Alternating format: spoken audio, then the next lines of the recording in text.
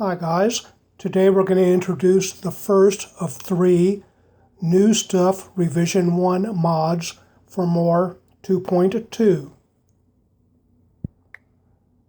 On Buttons and Display, Customize Buttons, and we now have customization for the Power button.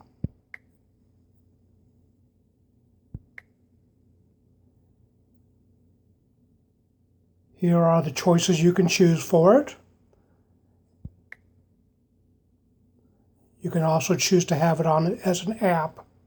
If you choose it for flashlight, the way it works from the screen off is 1 tap for the screen to go on, and then a double tap will turn on the flashlight. The same to turn it off. 1 tap to turn the screen on, and a double tap will turn off the flashlight.